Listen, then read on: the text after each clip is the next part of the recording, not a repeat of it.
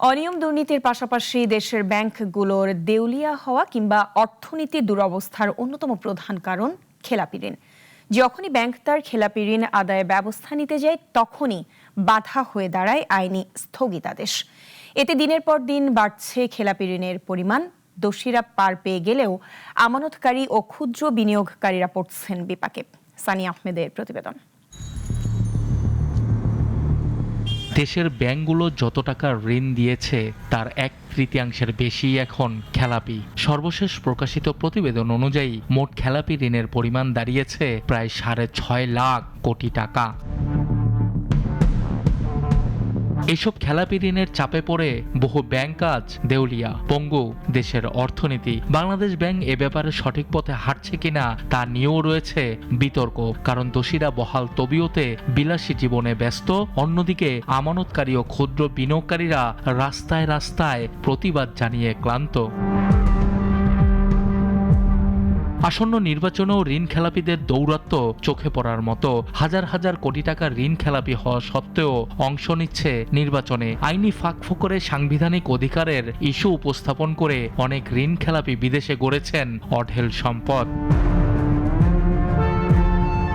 যদি ব্যাংক তার ঋণ আদায় করার জন্য বন্ধকি সম্পদ নিলামে তুলতে যায়, সিআইবি রিপোর্টের ঋণ খেলাপি কাস্টমার হিসেবে তুলে ধরতে চায়, তখনই বাধা হয়ে দাঁড়ায় আদালতের স্থগিতাদেশ।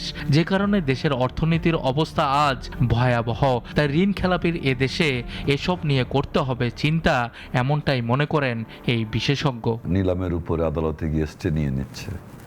এদেশে এখন আপনি ইলেকশনে দেখছেন স্টে নিয়েই ইলেকশনে সবাই কন্টেস্ট করছে। আমরা নিলাম করতে যাই, ঠিক ওই সময় গিয়ে বলে মাননীয় আদালত আমার সাংবিধানিক অধিকার ক্ষুণ্ণ হচ্ছে।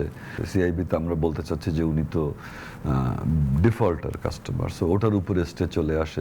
ঋণ খেলাপির দেশে এই অধিকার নিয়ে আমাদের চিন্তা করতে হবে। খেলাপি ঋণ আদায়ের জন্য বেশ কিছু প্রস্তাবও দিয়েছে এবিবি। ঋণ খেলাপিদের বিদেশ যাত্রায় নিষেধাজ্ঞা, নাম ছবি প্রকাশ করা, জমি জমা গাড়ি ইত্যাদি কিনতে না পারা, সুদ মওকুফ করে তাড়াতাড়ি ঋণ আদায়ের ব্যবস্থা করা, লিয়েন করা, শেয়ার বিক্রি করা, কারো মৃত্যু বা দুর্ঘটনার বিষয়ে বিবেচনা করা। আমাদেরকে খেলাপি ঋণ কমানোর জন্য কিছু পদক্ষেপ নিতে হবে।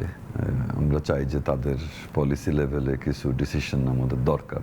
আমরা চাচ্ছি ঋণ খেলাপির তথ্য ছবি প্রকাশ করব। আমরা চাচ্ছি ঋণ খেলাপি যেন বিদেশ যেতে না পারে, ঋণ খেলাপি যেন জমি জমা গাড়ি ইত্যাদি কিনতে না পারে, রেজিস্ট্রেশন আটকে যায় ইত্যাদি। অনেকগুলো দেশে এসব আছে, এগুলো থাকতে হবে। ঋণ করে ঘি খাওয়ার প্রবণতা এদেশের সকল স্তরেই কম বেশি রয়েছে। তবে অনেকে আছে যারা ব্যবসায়িক মন্দার কারণে খেলাপি ঋণে আটকা পড়েছেন, আবার অনেকে ইচ্ছাকৃত ঋণ খেলাপি। তাই দেশের অর্থনীতিকে বাঁচাতে এ ব্যাপারে সংশ্লিষ্ট নীতি নির্ধারণী মহলের পদক্ষেপ জরুরি, এমনটাই মনে করেন সংশ্লিষ্টরা। সানিয়া আহমেদ, নাগরিক, ঢাকা।